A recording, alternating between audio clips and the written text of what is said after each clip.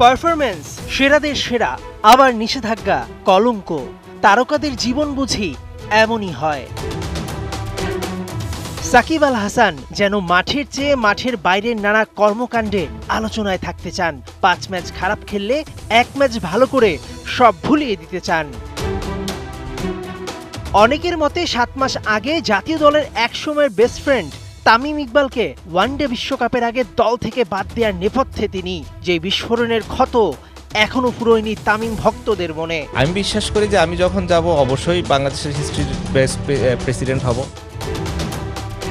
এবার আবারও বোমা ফাটালেন নম্বর 75। রাগঢাক না রেখে ওটিটি প্ল্যাটফর্মে এক সাক্ষাৎকারে সোজাসাপটা বলে দিলেন তামিমের সঙ্গে সম্পর্ক খারাপের জন্য নাকি বিসিবি সভাপতি নাজমুল হাসান পাপন দায়ী। সম্পর্কের মিষ্টতা তেতোতে রূপ নেয় সরাসরি আঙ্গুল তুললেন ক্রীড়া প্রতিমন্ত্রীর উপর। পাপন ভাইয়ের কথার পরই আমার ও তামিমের সম্পর্কটা সবার নজরে আসে, আর দিন দিন খারাপের দিকে যায়। সবাই খেলা রেখে এসব নিয়েই কথা বলে। এটা সত্যি আমরা কথা বলতাম না। আসলে বিয়ের পর আমরা নিজেদের নিয়েই ব্যস্ত হয়ে পড়ি। ওপর থেকে ঢিল ছুড়লে তা একদিন নিজের গায়েই পড়ে। প্রকৃতির বিচার আর ধর্মের কল বাতাসে নড়ে।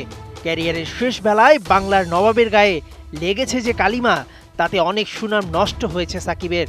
যদিও নামটা সাকিব বলেই পারফরমেন্স দিয়ে সব ঢেকেও দিতে পারেন, যেমনটা খেললেন নেদারল্যান্ডসের বিপক্ষে।